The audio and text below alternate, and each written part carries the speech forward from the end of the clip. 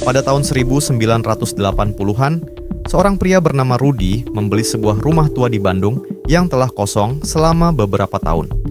Rudy berencana untuk merenovasi rumah tersebut dan menjadikannya sebagai tempat tinggalnya. Namun, beberapa hari setelah Rudy pindah ke rumah tersebut, dia mulai mengalami hal-hal aneh. Rudy mendengar suara-suara aneh di malam hari, seperti suara langkah kaki dan suara berbisik.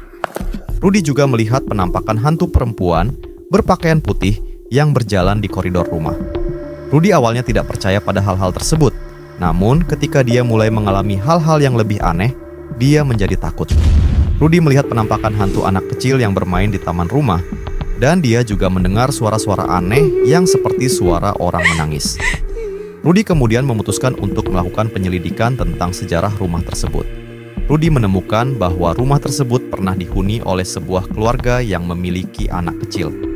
Anak kecil tersebut meninggal dunia dalam kecelakaan di rumah tersebut, dan orang tuanya menjadi gila karena kesedihan. Rudy kemudian menyadari bahwa penampakan hantu yang dia lihat adalah penampakan hantu anak kecil tersebut. Rudy juga menyadari bahwa suara-suara aneh yang dia dengar adalah suara-suara orang tuanya yang masih menangis karena kesedihan. Rudy menjadi takut dan memutuskan untuk meninggalkan rumah tersebut. Namun, sebelum dia pergi, Rudy melihat penampakan hantu perempuan berpakaian putih yang berjalan menuju ke arahnya. Rudy kemudian menjadi gila dan tidak bisa berbicara lagi. Kisah ini masih menjadi misteri hingga saat ini. Apakah benar Rudy dipengaruhi oleh roh jahat? Apakah benar penampakan hantu anak kecil dan perempuan berpakaian putih ada di rumah tersebut? Tidak ada yang tahu pasti. Namun, yang pasti adalah bahwa rumah tersebut masih berdiri hingga saat ini, dan banyak orang yang melaporkan melihat penampakan hantu di rumah tersebut.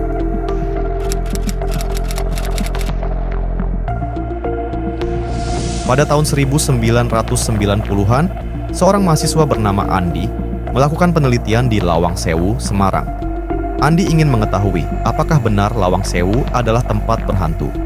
Andi memutuskan untuk menginap di Lawang Sewu selama beberapa malam untuk melakukan penelitian. Pada malam pertama, Andi tidak merasakan apa-apa yang aneh. Namun, pada malam kedua, Andi mulai merasakan bahwa ada sesuatu yang tidak beres. Andi mendengar suara langkah kaki di lantai atas, padahal tidak ada orang lain di Lawang Sewu. Andi mencoba untuk tidak memperhatikan suara itu, namun suara itu semakin keras dan semakin dekat.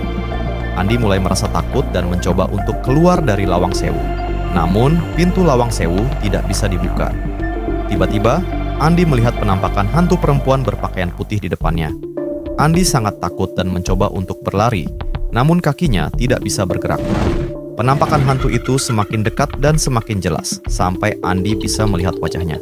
Andi tidak bisa berbicara dan tidak bisa bergerak. Penampakan hantu itu semakin dekat, sampai Andi bisa merasakan napasnya di wajahnya. Andi merasa bahwa dia akan mati.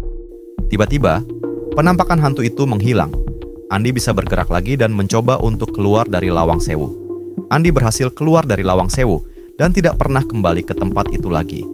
Andi tidak pernah menceritakan pengalaman itu kepada siapapun, namun beberapa tahun kemudian, Andi menceritakan pengalaman itu kepada seorang teman.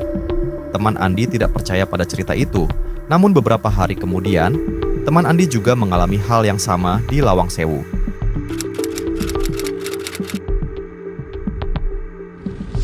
Tony sedang berjalan sendirian di jalan Jakarta pada malam hari. Tiba-tiba, dia mendengar suara langkah kaki di belakangnya. Tony berpaling dan melihat seorang perempuan berpakaian putih yang berjalan menuju ke arahnya. Perempuan tersebut memiliki wajah yang sangat pucat dan mata yang kosong. Tony menjadi takut dan mencoba untuk berlari, namun perempuan tersebut terus mengikutinya. Ketika Tony mencapai sebuah persimpangan, perempuan tersebut tiba-tiba menghilang. Tony merasa lega, namun ketika dia melihat ke arah belakang, dia melihat perempuan tersebut berdiri di atas mobilnya dengan mata yang kosong dan senyum yang menyeramkan. Tony tidak pernah melihat perempuan tersebut lagi, namun dia selalu merasa bahwa perempuan tersebut masih mengikutinya.